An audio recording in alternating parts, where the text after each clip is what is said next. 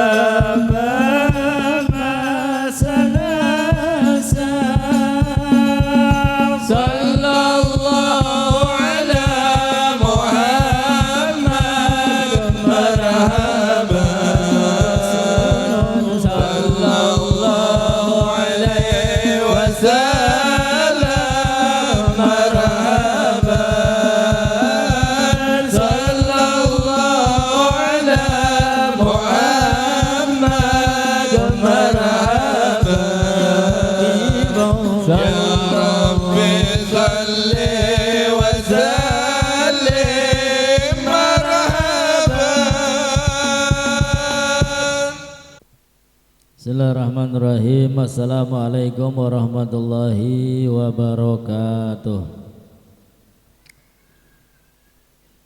Alhamdulillahirabbil alamin wa bihi nasta'in ala umuri dunya waddin, wassalatu wassalam ala sayyidina wa habibina wa syafi'ina wa nuri qulubina dhuhrina maulana Muhammad wa ala alihi wa ashabihi ajma'in. Subhanaka la ilma lana illa ma 'allamtana innaka antal alimul hakim. Rabbi shrah li sadri wa yassir li amri wahlul 'uqdatam min lisani yafqahu qawli. Amma ba'd. Para habaib, para asatid yang saya muliakan, para hadirin hadirat, alhamdulillah, sebelumnya kita bersyukur kehadirat Allah Subhanahu wa ta'ala atas limpahan rahmat, limpahan nikmat, sehingga alhamdulillah pada kesempatan malam hari ini kita masih diberikan istiqomah duduk di majelis yang mulia pada acara yang mulia. Mudah-mudahan kita semua dimuliakan oleh Allah di dunia sampai di akhiratnya. Amin ya rabbal alamin. Juga tidak lupa salawat dan juga salam yang senantiasa terlimpah curahkan kepada baginda Nabi besar Sayyiduna wa Maulana Muhammad sallallahu alaihi wasallam beserta keluarganya, sahabatnya, dan semoga kelak kita semua mendapatkan syafaatnya.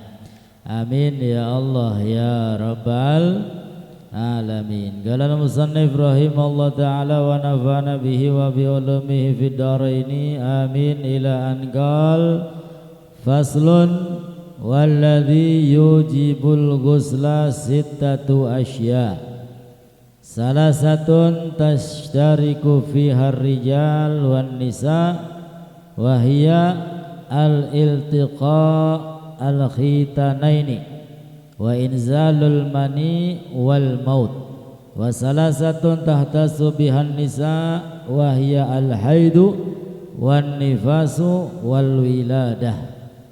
Pada malam hari ini sampailah kita sama-sama belajar tentang fasal yang mewajibkan kita semua untuk mandi. Hal-hal atau sesuatu yang mewajibkan kita semua mandi. Dikatakan walladzi yujibul ghusla sittatu asya. Yang mewajibkan kita semua untuk mandi sittatu asya itu ada 6 perkara. Yang mewajibkan kita semua mandi ada 6 perkara. Salah satun tashtariku fihar rijal wan nisa. Apa saja 6 penyebab tersebut? 3 diantaranya masuk ya tashtarik, ikut serta, baik laki-laki ataupun perempuan. Ketika laki-laki atau perempuan tadi melakukan salah satu daripada 3 sebab, maka dia wajib untuk mandi. Namanya mandi wajib atau mandi junub, mandi besar, hadas akbar. Itu hanya perbedaan nama saja. Nah, jadi 3 penyebab diantaranya ikut serta baik laki-laki ataupun perempuan. Yang pertama iltiqaul khitanaini, bertemu 2 khitan, bertemu 2 alat yang dikhitan. Wong lanang dikhitan, wong wadon dihitan. Sama-sama hukumnya sunnah. Lah wong lanang sunnah, khitane sunnah, akan tetapi menjadi wajib. Kenapa? Karena dia harus menjalankan salat, dan orang salat itu harus bersih daripada sesuatu yang najis. Nah, sehingga baik laki-laki ataupun perempuan yang berjumpa, ya iltiqaul khitanaini, perjumpaan 2 alat yang dikhitan, ya ketika berjumpa, ya atau bahasa halusnya suami dan istri berhubungan, maka wajib bagi mereka setelah itu melaksanakan mandi, ya bakal bisa adus bareng, ya Bu, adus bareng Bu, suami istri adus bareng. Pernah beli Bu? Wah jika akan lewat wis tua bega. Iya, karena Nabi pun ya seperti itu, pernah menjalankan mandinya bareng, saking romantis.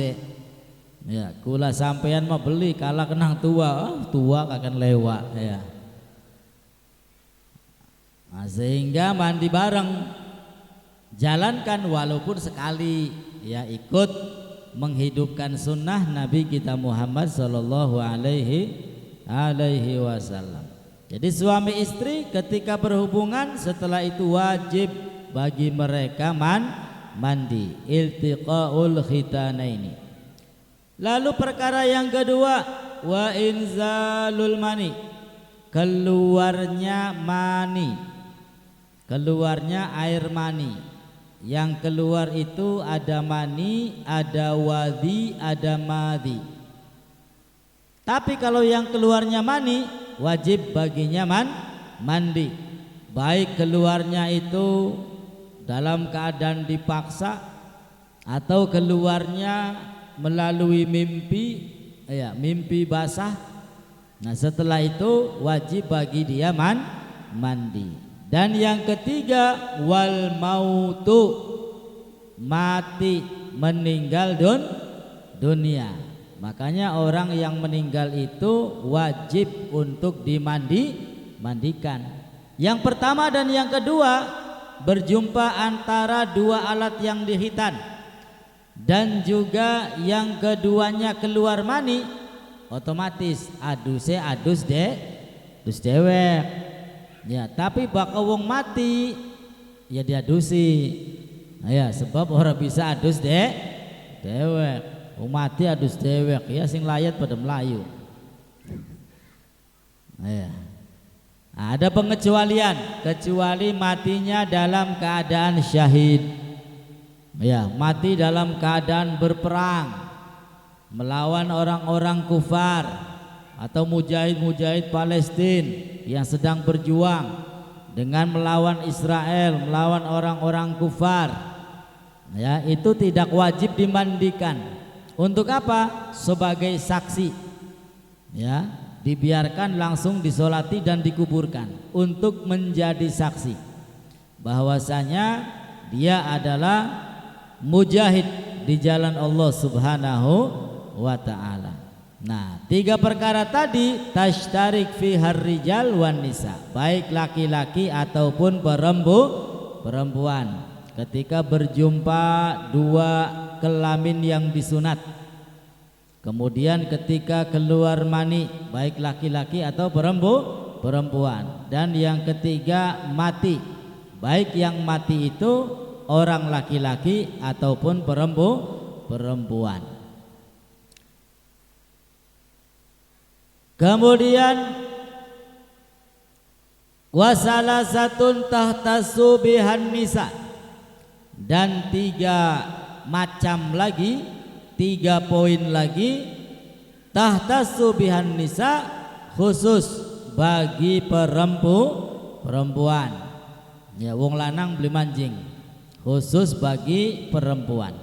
Wahia al-haidu wan nifasu wal wiladah, perempuan yang usianya usianya berapa? 3 tahun ke atas, haid, datang bulan, setelah selesai datang bulan wajib baginya mandi. Wanifas, ya, ataupun setelah nifas. Nifas itu darah yang keluar setelah melahirkan. Ya, selesai masanya mandi. Wal wiladah, atau juga wanita yang setelah melahirkan. Nah, 3 poin ini khusus untuk perempuan, untuk wanita. Karena wong lanang ora haid, wong lanang ora nifas, wong lanang tidak melahirkan. Ya, itu semua khusus untuk kaum wanita. Nah, itu adalah 6 perkara yang mewajibkan kita semua untuk mandi besar, mandi janabah, ya, mandi junub. Ya, niatnya bagaimana? Nawaitul ghusla li raf'il hadasil akbar fardul lillahi ta'ala. Kalau yang haid, nawaitul ghusla li raf'il hadasil akbar anil haidi, anin nifas, anil wiladah, fardul lillahi ta'ala. Nawaitul ghusla li raf'il hadasil akbar anil janabah, ya setelah hubungan. Anil janabah fardhol lillahi ta'ala, atau bahasa Indonesianya saya niat mandi untuk mengangkat hadas besar dari janabah atau dari haid atau dari nifas, fardu karena Allah Subhanahu wa ta'ala. Ya, boleh pakai niat, pakai bahasa Indonesia boleh, pakai bahasa Jawa boleh, yang bagus pakai bahasa Arab. Ya, bokatan kengelan kedawan kah, wis sing gampang bae aja digawe angel. Ya, Jawaan bae oli beli oleh.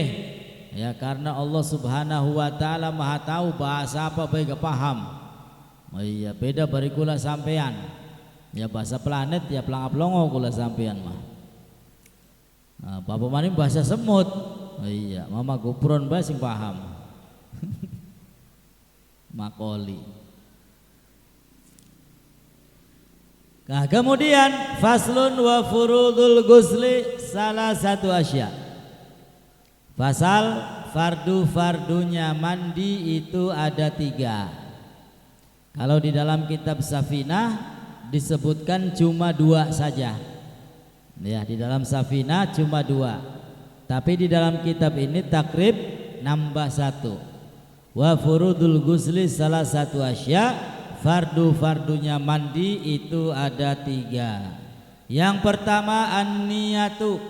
Yang pertama adalah niat. Ya, niatnya sebagaimana tadi disebutkan. Yang kedua wa izalatun najasati ingkanat ala badanih. Nah, ini tambahannya. Dan menghilangkan najis yang ada pada badannya. Ini tambahan.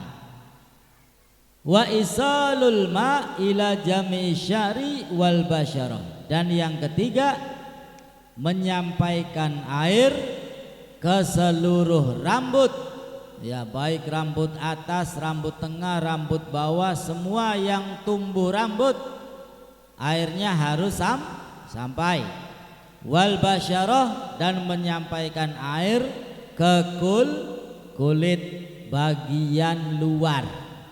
Ya, kulit bagian luar. Jadi tambahannya 1. Ya, kalau di dalam Safinah hanya disebutkan niat dan menyampaikan air saja. Nah, kalau di dalam kitab ini tambah 1, yaitu menghilangkan najis yang ada pada badannya. Nah, jadi wajibnya mandi 3, niat, menghilangkan najis, dan juga menyampaikan air ke seluruh rambut dan seluruh badan. Wa sunanuhu khamsatu asya.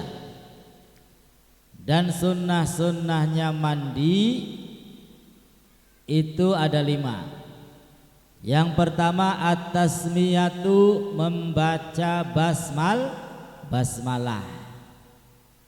Membaca basmalah. Yang kedua wal wudu qablahu, dan berwudu sebelum mandi. Wa imrarul yad alal jasad, dan mengusapkan tangan ke seluruh jasad. Wal muwalah, dan muwalah.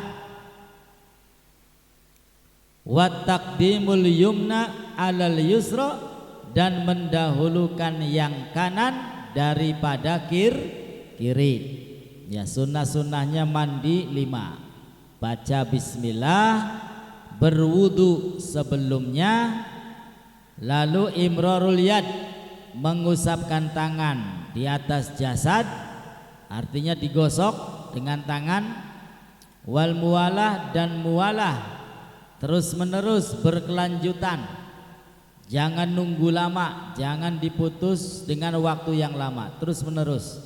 Wa taqdimul yumna alal yusra, dan mendahulukan yang kanan daripada yang kiri.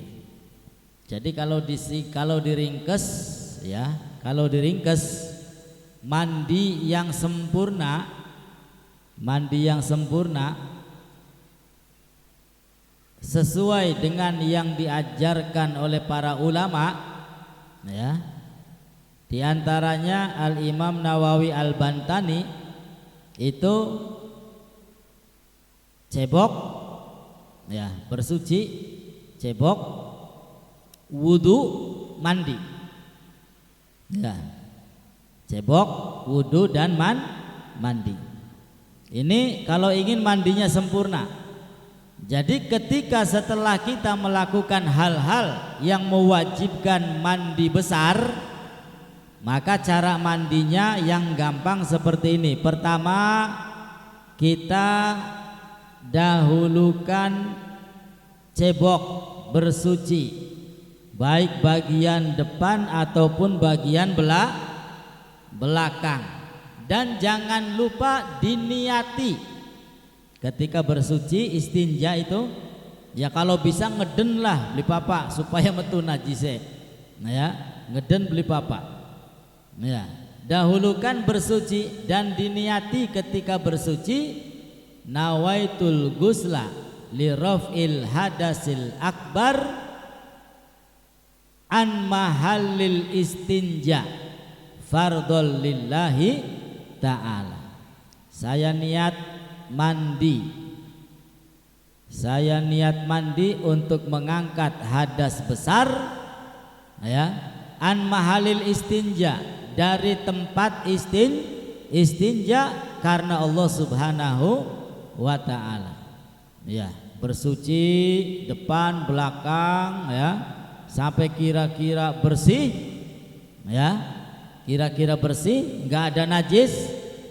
Nah, setelah itu apa? Setelah itu wudu. Setelah itu wudu, ya seperti wudu mau sholat. Ya, seperti wudu mau sholat, cuci tangan, ya, kumur-kumur, basuh muka, basuh tangan, dahulukan yang kanan termasuk sunnah-sunnahnya sampai basuh kaki. Ya, setelah selesai wudu baru mandi, baru mandi. Ambil air di gayung atau siapkan keran, ya, yang kita kucurkan di atas kepala sambil pasang niat nawaitul gusla li raf'il hadasil akbar anil janabah fardhol lillahi ta'ala. Kita gosok-gosok rambutnya sampai airnya masuk, nempel di kulit di belakang rambut. Nah, setelah itu kita disunahkan membasuh yang kanan, bagian depan sebelah kanan. Ya, kalau pakai gayung siram 3 kali. Nah, ya, setelah bagian depan kanan pindah bagian belakang sebelah kanan, siram 3 kali. Setelah itu pindah ke bagian depan sebelah kiri 3 kali. Pindah lagi bagian belakang sebelah kiri 3 kali. Ya, sekiranya airnya sudah merata, tangan ini nggak usah pegang-pegang bagian belakang, bagian depan sudah, karena sudah beres tadi, sudah istinja. Ya, sehingga setelah itu kita nggak batal wudunya. Wudunya nggak batal karena sudah dibersihkan, sudah istinja pertama kali tadi. Ya, tapi kalau nempel ya batal lagi wudunya. Ya, jadi usahakan jangan nempel.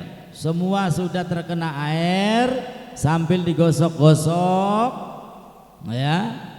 Setelah itu apa? Setelah itu kalau mau pakai sampo, pakai sampo. Supaya rambutnya halus, beli wadah. Wong bakal beli sampo-sampuan kak, wadah kadang-kadang rambutnya ya. Iya, yang mau pakai sabun ya pakai sabun, adus beli nganggo sabun ya belenak. Ya, setelah diyakini air semuanya sudah merata, baru pakai sampo, pakai sabun, gosok gigi. Jangan pegang-pegang kemaluan lagi, karena sudah wudu tadi dan sudah bersih, sudah beres. Ya pertama kali dikerjakan tadi. yaitu istinja, wudu dan mandi. Nah, setelah itu selesai sudah.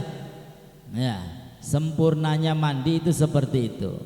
Jadi pertama bersuci. Ya, bersucinya sambil niat nawaitul ghusla li raf'il hadasil akbar anil janabah fardhon lillahi ta'ala. Sudah bersihkan tuh bagian belakang, bagian depan, bersuci. Ya, setelah itu sudah beres bersuci, baru yang kedua wudu. Ya, sebagaimana wudunya orang sholat. Setelah wudu baru mandi. Ya. Dan tangannya jangan nyentuh kemaluan supaya wudunya tidak batal. Ya, setelah itu nggak usah wudu lagi, mau sholat, mau baca Quran, ya, mau tawaf, karena masih punya wudu. Yaitu cara mandi yang diajarkan oleh ulama. Mandi yang sempurna ya seperti itu. Ya, ini perlu diperhatikan karena ya kita semua ini harus namanya mandi janabah itu, apalagi yang sudah bersuami istri, pengantin baru, wis unggal dina apa dus maning adus maning. Ya, sehingga harus dipahami. Lalu berikutnya faslun wal iktisalat al masnunatu sab'ata asyar guslan. Dan mandi-mandi yang sunnah semuanya ada 17 mandi. Mandi-mandi yang disunahkan semuanya ada 17 mandi. Wah, lumayan banyak. Ya, sunnah. Yang pertama guslul Jum'ah, mandi untuk menghadiri sholat Jumat.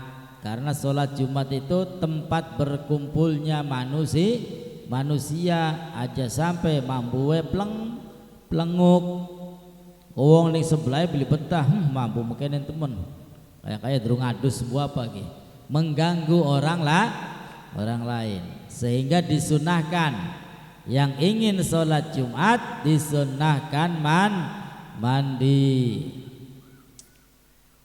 Lalu wal idaini, dan 2 hari raya, 2 hari raya Idul Adha dan Idul Fitri juga disunahkan mandi. Wal istisqa, dan juga istisqa, minta hujan, sholat minta hujan, ya disunahkan juga mandi. Wal khusyuf, dan juga gerhana bulan. Wal kusuf, gerhana matahari, juga disunahkan mandi. Wal guslu min guslil mayyit, dan mandi orang yang memandikan mayit. Walebe misalnya tas ngadusi mayit, maka sunnah bagi walebe untuk mandi. Sunnah bagi orang yang setelah memandikan jenazah disunahkan untuk mandi. Wal kafir idza aslama, dan orang kafir apabila masuk agama Islam, maune kafir, bu Kristen, bu Katolik, dapat hidayah, lalu dia syahadat depan ustad. Nah, setelah syahadat disunnahkan bagi dia untuk mandi. Lalu berikutnya wal majnun wal mugma alaihi idza afaqa, dan orang gila serta orang yang pingsan apabila sadar dari gilanya, sadar dari pingsannya, disunahkan mandi. Wong edan misalnya, edan mau wis beli karuan, tiba-tiba waras, ya waras, edane hilang, waras jejeg maning, maka disunahkan bagi dia untuk mandi. Begitu juga orang yang pingsan, Ya, sembuh dari pingsannya, sadar dari pingsannya, sunnah bagi dia mandi. Wal ghuslu indal ihram, dan juga mandi ketika ihram, ingin menjalankan haji dan juga umrah, disunnahkan mandi terlebih dahulu.